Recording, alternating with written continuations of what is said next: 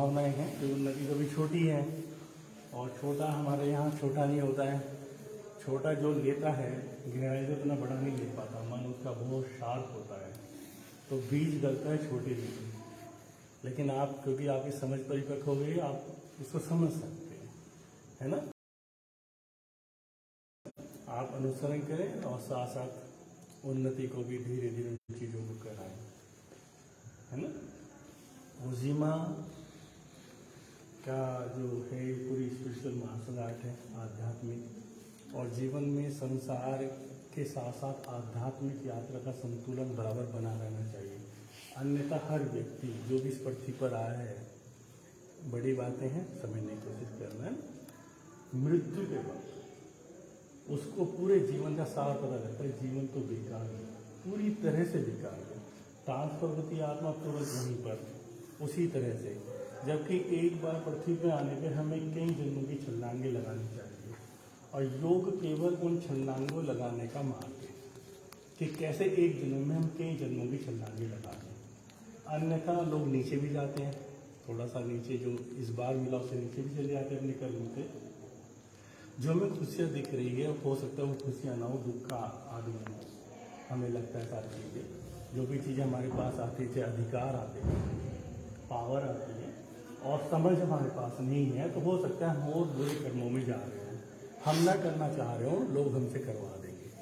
तो इसलिए बड़ी समझ से जीवन को बिताना होता है कि कोई भी काम हमसे ऐसा ना हो जाए कि हम में जो एक मनुष्य योनि मिली है, हम नीचे की तरफ तो कम से कम ना जाए, इतना तो करके जाए। दूसरे सर्टिफिकेट है बेटा, इसमें सबको ध्यान, इसमें साधनाएं लिखी हैं, और इसके विषय में थोड़ा बता दूं कि जितनी भी बच्चों संप्रदाय हैं वो सब टेक्निक्स हैं धर्म को जानने के। हम बोलते हैं ना जनरल भाषा में धर्म, हिंदू धर्म, मुस्लिम धर्म, सिख धर्म। धर्म तो केवल एक ही है ना, वो बड़ी बात है, लंबी बात हो जाएगी। बाकी संप्रदाय, संप्रदाय यानी टेक्निक्स, जिन लोगों ने जाना उन लोगों ने एक टेक्निक्स तैयार करी, भाई आप ऐसे भी जा सकते हो, ऐसे भी जा सकते हो, ऐसे फिर फॉलोवर्स होते हैं, फिर वो कहते थे नहीं हमारा ही ठीक, सारे ही ठीक है, केवल चलने वाला ठीक होना चाहिए। तो ये सर्टिफिकेट भी एक आपका साधना का, जैसे संप्रदाय हमें आधार देता है कि आप मुस्लिम में जन्म लिए, हिंदू में जन्म लिए, सिखों में जन्म लिए, उन्होंने एक आधार दे दिया, ऐसे ऐसे करो, ये नियम है और आप वहीं पहुंच जाओगे, है ना। कोई करे ना करे उसके ऊपर है, उन्होंने तो आधार दे दिए। जो भी बुद्ध हुए, चाहे कृष्ण हुए, चाहे मोहम्मद साहब हुए, चाहे जीसस हुए या गुरु नानक हुए, उन्होंने टेक्निक्स तैयार करी अपनी जिंदगी में कि ऐसे ऐसे आप इन चीज़ों को जानकर, ऐसे ही सर्टिफिकेट भी है, चाहे तो आप इसको जाकर फाइल में लगा दें तो बेकार, चाहे इसको आधार बना दें। हमें हर चीज़ का आधार चाहिए। आपके स्कूल में होता है ना, पढ़ाने के लिए उन्हें सिलेबस चाहिए, सिलेबस देंगे, वो चलाएंगे वहाँ से कि ऐसे ऐसे करते करते, और जैसे जैसे आप ऊपर पहुँचते हैं पढ़ाई में, नीचे का सब बेकार होता चला जाता है, उसकी जरूरत नहीं रहती। लेकिन शुरुआत में आपको बताना ही पड़ेगा, A for apple, B for boy, फिर बाद में बॉय नहीं दिखाते आपको, एप्पल नहीं दिखाते, फिर ए से और शब्द जुड़ते हैं, फिर वो हट जाते हैं, समझ में आया ना। तो ऐसे ही सर्टिफिकेट बच्चों, है ना। इसकी साधनाएं हैं, जिनके पास सर्टिफिकेट है वो सर्टिफिकेट, एक आराध्या का है सर्टिफिकेट, अच्छा वो यात्रा है कि योग के माध्यम से 7 चक्रों की यात्रा करते हैं। जो भी योग की कोई भी शाखा हो, कोई भी शाखा हो, कोई भी योग का ऐसी कोई सूत्र नहीं है, चक्रों को नहीं जाते। एक होता है कि वो साक्षी भाव, वो चक्रों से थोड़ा अलग है ना। बाकी जितनी भी साधनाएं, चाहे आप भक्ति मार्ग पर जा रहे हो, चाहे आप कर्म योग पर जा रहे हो, चाहे आप तंत्र योग पर जा रहे हो, हठ योग पर जा रहे हो, है ना, ज्ञान योग पर जा रहे हो, तब चक्राज को आपको छूना ही पड़ेगा। तो सारी यात्रा जो होती है, सबसे पहले चक्र की होती है मूलाधार की। जब हमारे यहाँ ओजीमा में बच्चा ग्रेजुएट होता है, उसे मूलाधार चक्र की यात्रा करनी होती है, जहाँ आपकी रीढ़ खत्म हो रही है। सबसे आखिर में आपके मैडम जो सिखाते हैं, आपके जो सर सिखाते हैं, उन्होंने बताया वो मूलाधार चक्र होता है। इस मूलाधार चक्र की बहुत संभावनाएं हैं। ये सब हमारी जो फिजिकल नीड्स है, जो भौतिक संसार है, ये सब इसको पूरी करता है।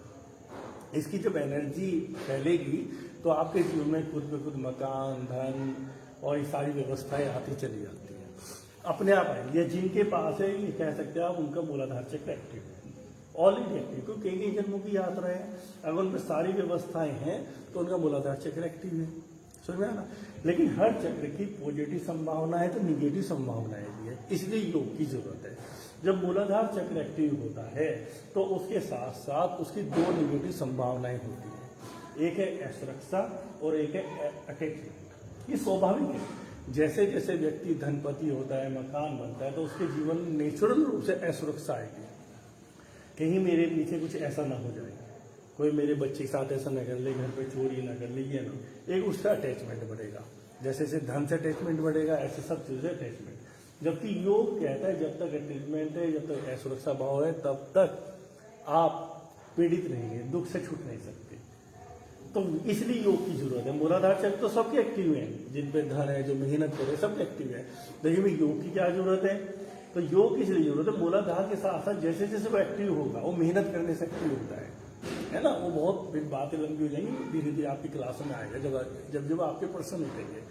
लेकिन जैसे जो एक्टिव होता है तो ये व्यक्ति देखना, आप जीवन में जाओगे, जो जो व्यक्ति जितने धनपति होते रहते हैं उतने उनके अंदर कंजूसी आती चली जाती है, पकड़ उनकी और ज्यादा मजबूत होती चली जाती है, नेचुरल होगी, क्योंकि मूलाधार तो बढ़ रहा है उनका, है ना।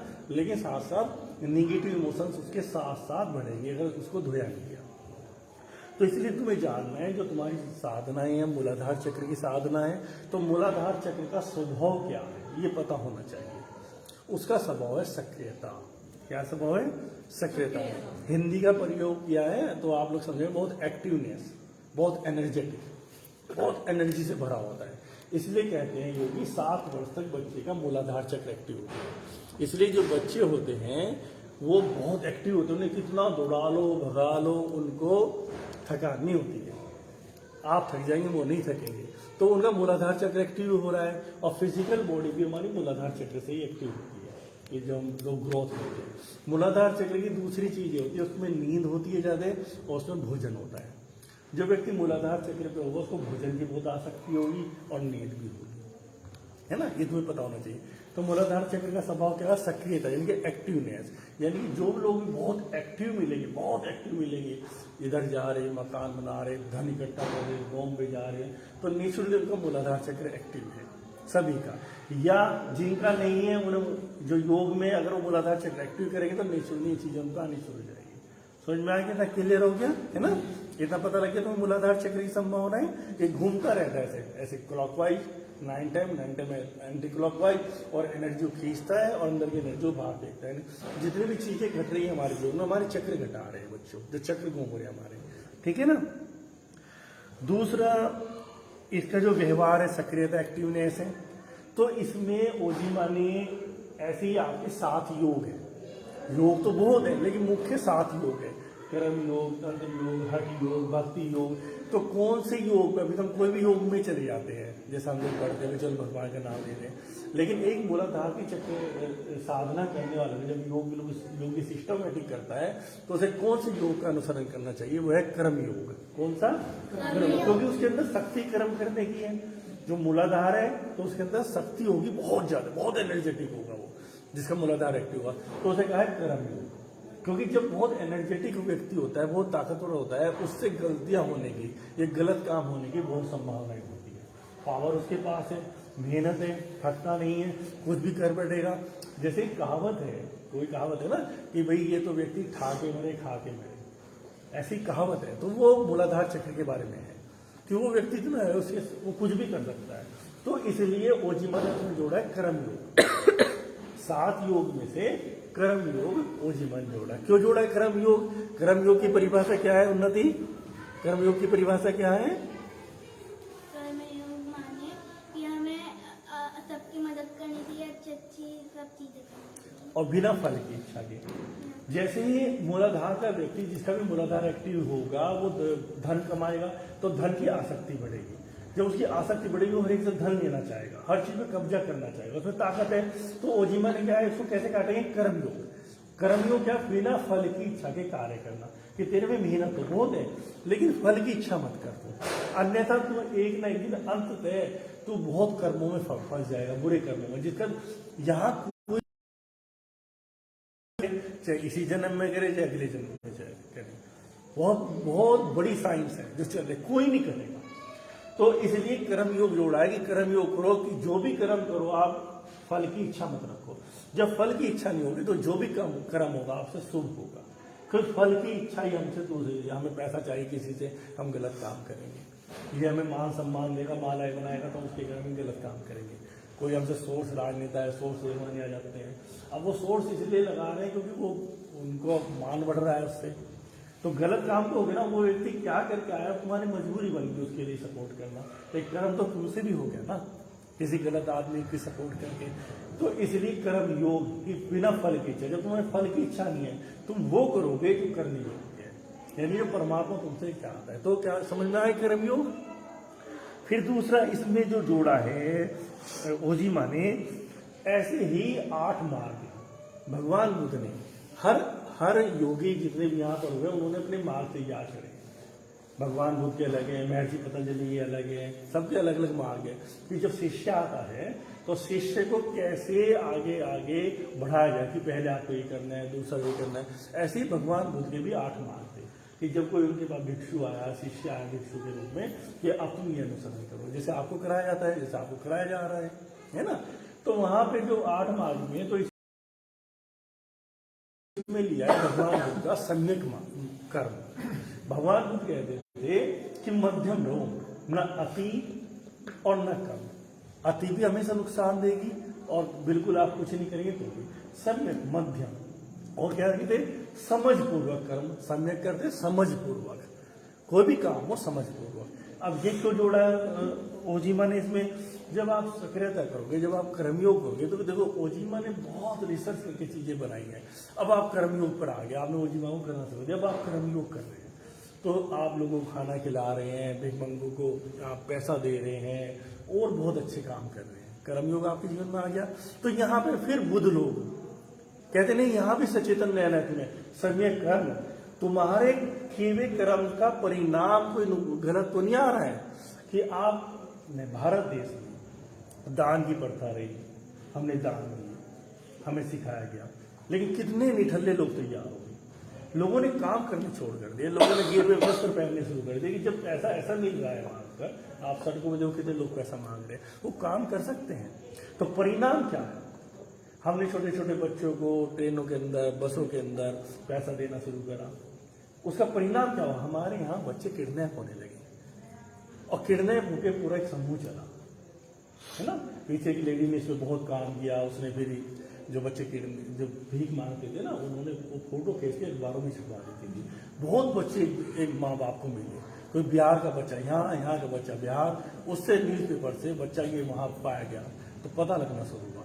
तो सम्यक कर्म, यहाँ भगवान बुद्ध कह रहे सम्यक कर्म, विवेकपूर्ण कर्म हो। ऐसे नहीं तुम्हें अगर कर्म योग सिखा दे तुम कुछ भी करते हो, है ना, तो विवेकपूर्ण है, क्योंकि वो भी नहीं नुकसान हो जाएगा तुमने ऐसे करना शुरू हो जाए। तुम्हारी समझ परिपक्व हो कि तुम क्या काम कर रहे हो, उसका आखिर परिणाम क्या आने वाला है, तो सम्यक करो। फिर कुंजी, शिष्य के मार्ग पर 8 कुंजियां हैं जो ओजीमा में जोड़ेगी। 8 एक शिष्य होने के लिए। शिष्य क्या है बेटा, आप तो शिष्य कहते हैं जो सीखता है, विद्यार्थी शिष्य नहीं है। शिष्य का मतलब है जो पूर्ण समर्पित हो गया गुरु के प्रति, अस्तित्व के प्रति, उसके प्रति, वो शिष्य है। सब लोग यहाँ शिष्य हैं, और शिष्य ही पाता है। जिसने झुकने की कला सीख ली केवल उसे ही मिलेगा जीवन में, उसी को मिलेगा जिसे झुकने की कला होगी। जबकि हमें तो गर्दन उठाना सिखाया जाता है, अहंकार सिखाया जाता है शुरू से। तो शिष्य है जो झुकने की कला जानता है। तो ऐसे ही शिष्य के अंदर 8 गुण होने जरूरी है। 8 गुण। तो पहला गुण, 8 अलग अलग है। ओजीमा ने लिया दान। पहला क्या लिया है, दान। एक ओजीमा साधक जो रेड बेल्ट में, दुष्यंत जी, आदित्य, अब आपके जीवन में दान क्या है, अब इसमें दान में समझ लो। दान का किस तरह से संतों ने कौन कौन से सूत्र हमें दिए और दुरुपयोग लोगों ने मनों के अनुसार क्या किया। अभी दान कर रहे हैं, प्लेट लगवा रहे हैं, दान इसलिए हो रहा है, उस पर चढ़ना है, हाथी पे चढ़ना है, 1 लाख रुपए दान हो रहा है, पर्ची में आना, सब है ना। तो दान यहाँ पे सारी अपनी व्यक्तिगत यात्रा होती थी भारत देश में। दान का मतलब है वो चीज देना जो आपकी सबसे प्यारी थी, तब दान हुआ। क्योंकि यहाँ मन काट रहा है आपका, जो अटैचमेंट कैसे काटोगे आप, जो अटैचमेंट बढ़ेगा आपका धन के साथ, उसे कैसे काटोगे आप? धीरे धीरे उन चीजों को देना शुरू करो जो आपकी अपनी है। कभी अपनी कोई चाहे कपड़े हुए, चाहे कोई चीज घर की, मकान की, विधि, कोई एक ना एक दिन आप यहाँ से जब पूरी यात्रा में पत्नी तक, बच्चों तक से अटैचमेंट खत्म करो, वो सबसे आखिरी अटैचमेंट है, सबसे आखिरी। लेकिन उससे पहले बहुत चीजें हैं ना हम अटैच हैं, तो धीरे धीरे आपकी प्रवृत्ति है ना, जो भी चीजों देने की कोशिश करो। आपका कोई मित्र आकर आपको टी शर्ट लाए और आपको पसंद है और उसे बहुत अच्छी, तो आप हौसला करो देने का। मुश्किल है, हौसला करो, ठीक है ना। तो धीरे धीरे अपनी जो सबसे प्यारी चीज है, और बच्चों के लिए ये है, वो जी मैं कहता है बच्चे जो दान दे बाहर अपनी पॉकेट मनी से दे। ये नहीं कि पापा से लेके आपने दान सीख लिया, पापा से लिया आपने दे दिया, फिर वो दान नहीं है। दान एक्चुअली अगर आपको 1 रुपये, 2 रुपये, 4 रुपये, 5 रुपये, 10 रुपये मिल रहे हैं अपनी पॉकेट मनी से, समय मान लिया, अपनी पॉकेट मनी से दो, तुम्हारा हिस्सा जाना चाहिए, तुम्हारा कोई हिस्सा गया। जैसे हमारे यहाँ डॉगी को रोटी देना है और सब चीजें, तो रोटी वो आपकी थाली से जानी चाहिए। और ये नहीं कि आपकी 3 रोटी है, जो दान की हो अगर आपने परिभाषित करना है, ये नहीं 3 रोटी है आपने आधी दिया है आगे रसोई से फिर 1 रोटी और दे दी, नहीं, आपकी 3 रोटी है, उस 3 में से आधी दिया आपने, आप 2.5 पर उठे। क्योंकि ये काम करेगा अंदर काम करना, अंदर जो वो भूख थी और हमने अपना छोड़ा, तब यहां से ट्रांसफॉर्म होता है, अन्यथा तो कहीं ट्रांसफॉर्म होने वाला नहीं है। तो दान, एक शीशे के अंदर दान, अपनी चीज दो और हौसला करो, धीरे धीरे, एकदम धीरे धीरे देने की कोशिश करो। फिर थोड़ी थोड़ी चीज, कोई तुम्हारा नुकसान कर दिया, किसी दोस्त ने, हम लोग नाराज होते हैं, सोचो नहीं आज हमें आदत पड़ी, कभी चोरी होगी थोड़ी बहुत ही, नहीं आज हमें आदत पड़ी। हम तो एक नहीं, सब कुछ छोड़ना है। तुम नहीं छोड़ोगे तो तुमसे छीन लिया जाएगा, तुम्हें बहुत कष्ट होगा। लेकिन आज तुम छोड़ने की आदत डालोगे, तुम ऐसे जाओगे इस दुनिया से जैसे बस यहाँ पे खाली आप इसका सफर करने आए थे, पृथ्वी ग्रह का। तो ये ओजिमा के सूत्र है। तो दान आपके जीवन में आना चाहिए, उन्नति है ना, अपने हिस्से से कोई चीज देनी है ना, अपनी कोई चीज तुम लाए, तो कोई सेल लिया दे दी, पेंसिल दे दी। आजकल तो मम्मियां मना कर दिया, अरे क्यों दे के आए तुम, क्यों दे दी तुमने उसको, नहीं दिया ना, बिखट हो गया। कोई भी चीज है तो ऐसे लिया के दे आना, तो तुम्हारा डेवलपमेंट होगा, ठीक है। फिर अपने पैसों की लाना, जो आपके पैसा कलेक्शन है उससे लाना, ये नहीं मम्मी पापा से मांगा, फिर दान नहीं हुआ, है ना। फिर ये जो मूलाधार चक्र है, जैसे मैंने बताया, ये सब कुछ खींचता है तुम्हारे जीवन से। ये खींचता कौन है? हर चक्र का आपके 7 चक्र हैं, 5 मुख्य चक्र आपके जीवन में काम करते हैं इस पृथ्वी पर। वो 5 तत्वों से जुड़े हैं, पृथ्वी, जल, वायु, अग्नि, आकाश। इन सब की अपनी संभावना है। अभी तो हम जल पानी पी लेते हैं, पानी की बहुत संभावनाएं हैं। अभी तो अग्नि हम लोग अपना खाना बनाते हैं। ये शक्तियां हैं बहुत बड़ी बड़ी, इन्हें जोड़ना पड़ता है। तो ऐसे ही मूलाधार जो है वो पृथ्वी से जुड़ा हुआ है। तो आपका तत्व कौन सा हो गया मूलाधार का? पृथ्वी। हर व्यक्ति को दिन में एक बार, वैसे तो कोशिश करो पूरा, लेकिन एक बार नंगे पैर जरूर चले। अभिभावक चाहे बच्चों को जब भी इनसे संपर्क करें। एक तो पृथ्वी में ही गुण है, आपकी सारी निगेटिविटी खींच लेती है। आपके अंदर अगर एक्स्ट्रा एनर्जी होती है, वो भी बाद में निगेटिविटी ही बन जाती है, वो भी डिसीज एनर्जी बन जाती है, वो भी पृथ्वी खींच लेती है। आप में एनर्जी कम होगी तो वो एनर्जी दे देगी, एनर्जी ज्यादा होगी तो वो ले लेगी, पृथ्वी का गुण है। फिर सारी व्यवस्थाएं आपके लिए कराती है, जैसे जैसे आप इसे जुड़ने लगेंगे। इसलिए ग्राउंडिंग सिखा रहे हैं बच्चों को, है ना।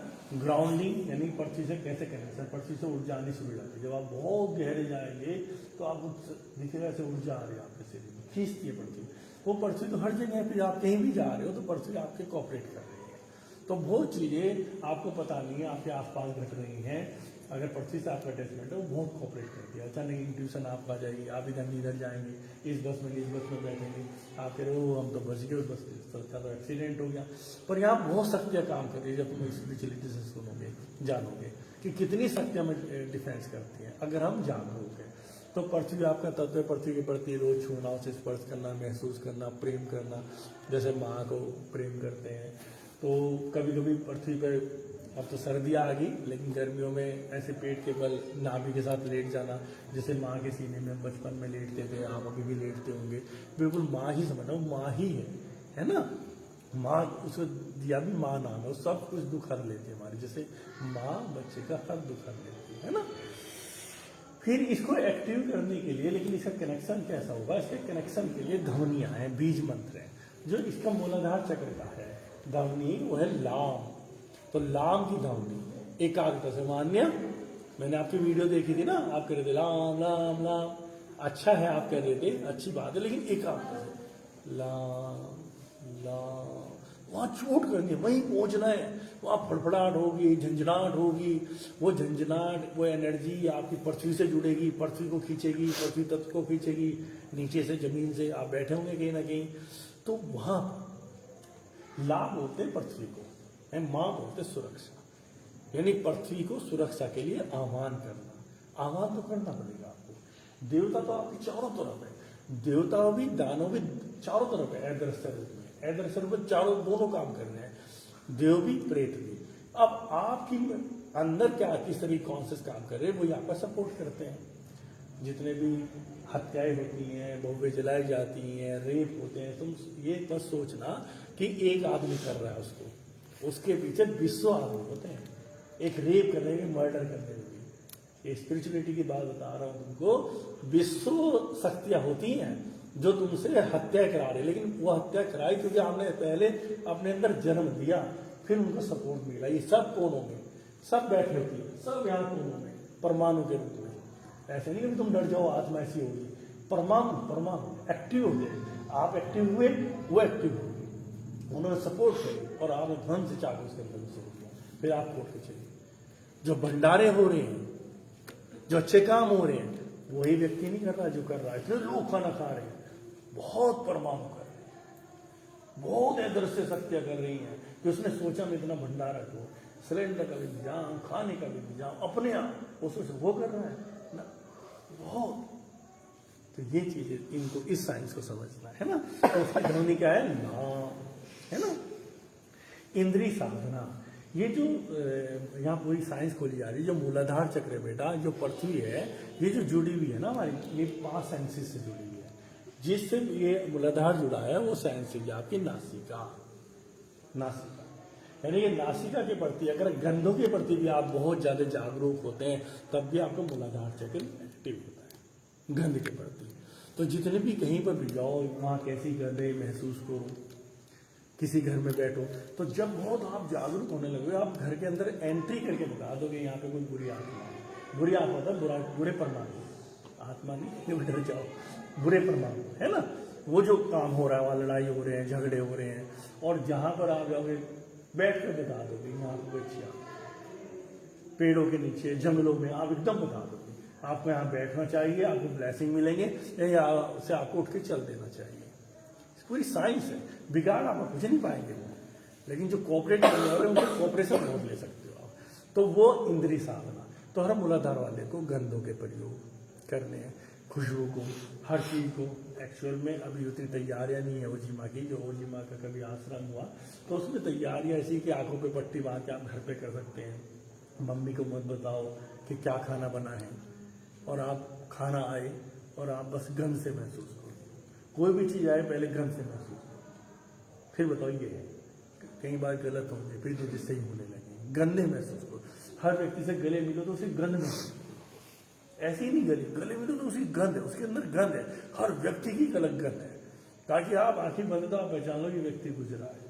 हर चीज की गंध है, और फिर आपके अंदर एक आत्मा बैठी जो आपको इंट्यूशन देगी सही गलत करो, तो गंध से आप पहचान लोगे। ओ नहीं, कितना भी अच्छा बोल रहा है, मीठा बोल रहा है आदमी, ये नहीं। और कोई व्यक्ति कड़वा भी बोल रहा है, साधु संत भगा देते हैं, नहीं है, गंध से पहचान लोगे। तो ये सारी संभावनाएं जो हमें करनी है, और इसका जो आसन है, साधना जो करनी है, गजासन कराया हुआ, गजासन है ना, गजासन की साधना, मूलाधार को एक्टिव करने के लिए गजासन ज्यादा। मतलब हमारे यहाँ ऐसे ऐसे लोग हैं, साइंस खोल रहे हैं, जिन्होंने गजासन की साधना करी, पेड़ उखाड़ दिए, लेकिन वो साधना ऐसी थी, वो लेटे रहते थे हाथी की तरह, बैठे तो हाथी, देखते तो हाथी की तरह, खाना तो उनके अंदर वो चीज़ें अपने आप डेवलप हो जाती है। हमारे अंदर सब संभावना है, हमारा पूरा रेप्टाइल ब्रेन है जो पूरी तरह से जो जहाँ से हो के आ रहे सब हमारे अंदर, हम कुछ भी डेवलप कर सकते हैं, कुछ भी डिलीट कर सकते हैं। तो ये साइंस आपको जानना है कि कभी आपको जरूरत पड़े शक्ति की तो आप इस तरह के प्रयोग कर सकते हैं अकेले में जाके। लेकिन गजान संसाधन ताकि आपको मूलाधार एक्टिव हो तो रोजाना 9 मिनट कम से कम, 9 मिनट अभी हो नहीं पाओगे, 1 मिनट से शुरू करो, 2 मिनट 3 मिनट टाइम बढ़ाते रहो। ये साधनाएं हैं तो आपके अंदर एक जबरदस्त शक्ति आप महसूस करो, ठीक है ना। पृथ्वी से शक्ति लेना शुरू करोगे, पैरों से शक्ति आनी शुरू हो जाएगी आपकी, ठीक है। और ग्रह उपासना, ओजिमा की जो अपनी खोज है वो इस चक्र से जो ग्रह जुड़ता है वो मंगल ग्रह है ना। देखो जितने भी ग्रह हैं जो प्लेनेट्स हैं है ना, जितने ऊपर है, ये सब हमें अलग अलग फ्रीक्वेंसी पे प्रभावित करते हैं। आप ये ओजिमा में इसलिए हमने एस्ट्रोलॉजी भी जोड़ी है। हमारे यहाँ एस्ट्रोलॉजी का अर्थ ये नहीं है ज्योतिष विज्ञान का, ओजिमा में है, सब बच्चों को सिखाया जाता है। वहाँ अर्थ ये नहीं कि आप जाओ रेवड़ी चढ़ा के आओ, आप कोयले वहाँ डाल के आओ, ये नहीं। आप किस फ्रीक्वेंसी में कौन सा ग्रह आपको इसको प्रभावित कर रहा है आप ये जान लो। आपको कैसे मेंटेन, ये तो ग्रह इस वक्त प्रभावित कर रहा है आपको कैसे, और कैसे ग्रह से आप अपने संबंध बना सकते हैं और कैसे ग्रह को आप शांत कर सकते हैं अपनी ध्यान की साधना से, केवल ध्यान की साधना से। कोई भी ग्रह अशुभ नहीं है, कहते हैं शनि अशुभ है, मंगल अशुभ है, कोई नहीं, बल्कि कहा तो जाएगा ये सबसे ज्यादा शुभ है। जो स्पिरिचुअल व्यक्ति है उसके लिए तो शनि से ज्यादा शुभ ही कोई नहीं है, क्यों वैराग्य ला देगा उसके जीवन में, और वैराग्य तो चाहिए जीवन में, अन्यथा आप पार ही नहीं हो पाओगे। तो सारे शुभ है, मंगल है, मंगल होगी तो ऊर्जा होगी, आप कुछ कर पाओगे। तो लेकिन आपने समझ लिया कि फ्रीक्वेंसी पे कौन सा ग्रह को प्रभावित कर रहा है, कौन सा समय चल रहा है, आपको कैसे मेंटेन करना है, आप बिना बात उलझोगे नहीं। इसलिए यहाँ एस्ट्रोलॉजी सिखाई जा रही है। कल को आप अधिकारी हैं, कल को आप कुछ कहीं पर भी है, प्रोग्राम में कुछ भी है, इतनी चीजें होती है। आपने समझ लिया कि इस वक्त ये इस ग्रह की फ्रीक्वेंसी में हूं मैं, ये हो रहा है, मेरे मुंह से ये निकल जाएगा तो इसका परिणाम अच्छा नहीं आएगा, और अब निकल जाएगा तो मेरे हित में सारा कुछ। तो आपको ये ज्ञान तो मिल रहा है कब आपको कौन सा स्टेप उठाना है। यहाँ एस्ट्रोलॉजी का अर्थ है, यहाँ पे स्पिरिचुअल एस्ट्रोलॉजी। एस्ट्रोलॉजी तो स्पिरिचुअल ही है, खैर आगे पंडितों ने उसे घुमा घुमा के डरा डरा के लोगों को ऐसा कर दिया है। तो वहां पे मंगल ग्रह मूलाधार चक्र का है। जब ध्यान में बैठे तो आप मंगल ग्रह को लाल उसमें देखकर उसके प्रति प्रार्थना में हो और उसके प्रति अपना संबंध जोड़ना, क्योंकि संबंध जोड़ना बहुत जरूरी है। जब भी आप किसी से टेंशन होते हैं वो भी आपकी तरफ टेंशन होता है। आप जहाँ भी रह रहे हैं अपने पड़ोस में, मोहल्ले में, जिसके प्रति आप टेंशन हो वही आपके प्रति टेंशन होता है। अगर आप नहीं है तो वो अपना काम कर रहे हैं। लेकिन जो व्यक्ति, आप कोई व्यक्ति है मोहल्ले में, कोई भी व्यक्ति, चाहे बुरा भी है व्यक्ति, आप रोज नमस्कार कर ले रहे हैं, अंकल नमस्कार, अंकल नमस्ते, भाई साहब नमस्कार, वो फिर आपके लिए उतना बुरा नहीं रहेगा, समझ रहे ना। आपका स्वभाव है तो उसका तो कर्म है। जैसे सबके है ना, एक पुलिस वाला आदमी है, उसका ये है कि इसका सबकी जिम्मेदारी है, पुलिस वाले का तो जिम्मेदारी कि वो डंडे से काम को कराना, उसकी मजबूरी है। तो ऐसे मंगल को समझ लो आप, है ना। लेकिन मंगल है, लेकिन वो सभी के लिए बुरे थोड़ी होंगे, अच्छे लोगों के लिए अच्छे भी होते हैं। जब आप अच्छे बनते हो तो मंगल के लिए बहुत बुरा हो गया, शनि बहुत बुरा हो गया, उनकी जिम्मेदारियां हैं पूरे अस्तित्व में। इन सब ग्रहों की जिम्मेदारियां हैं, जिम्मेदारियां सौंपी है, इनको ऐसा बर्ताव करना ही है। लेकिन अगर हमारे इनसे तालमेल अच्छे हैं तो योगियों को कोई इतना नुकसान कभी नहीं होता है ना। तो इसलिए थोड़ा जानना जरूरी है। हमने पीछे लेख भी लिखा था, आप पढ़ सकते हैं कि 4 डायमेंशन के बारे में, मतलब एनर्जी के बारे में। 4 डायमेंशन जहाँ ग्रहों की पकड़ ढीली पड़ जाती है, वो केवल लोगों को जताने के लिए लेख लिख रहा था। जहाँ ग्रहों की भी पकड़ ढीली पड़ जाती है, जब आप इस एनर्जी के साथ आते हैं, जिस एनर्जी के प्रयोग में, तो ग्रह कुछ नहीं करेंगे, तो ग्रह तो फिजिकल बॉडी पे डाल देना आप क्या फेंक। फिजिकल बॉडी आप है नहीं, आप तो एनर्जी बॉडी है, एनर्जी बॉडी से सीधा तालमेल बनता है। फिर पॉजिटिव वे में एनर्जी बॉडी है, आध्यात्म में, तो वो तो आप पवित्र बन जाएंगे साहब। तो इतना आपने समझा है, मुझे इतना बुलवाया तो इसका थोड़ा सा लाभ होना चाहिए, दिखना चाहिए। इतना काम हो रहा है आने वाले समय के लिए। आपसे लोग प्रभावित हो, आपसे लोग, आप सिखाएं, लोगों तक पहुंचाएं कि कहाँ से रिश्वतें आ गई हैं। तो रिश्वतों को काट रहे हैं केवल कर्म योग, रिश्वत काटेगा ना, संसद काट पाएगी ना, राजनेता काट पाएंगे ना, मीटिंग काट पाएंगे। जिस दिन कर्म योग का जन्म हुआ उस दिन रिश्वत खत्म, समझ में आएगा ना। तो खत्म करते हैं।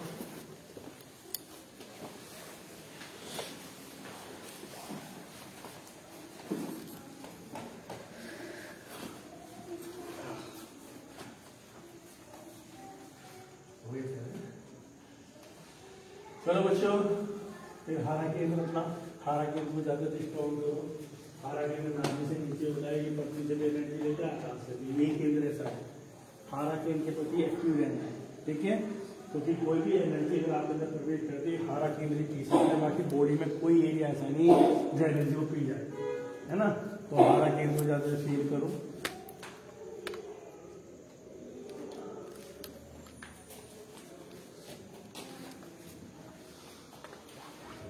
अटेंशन।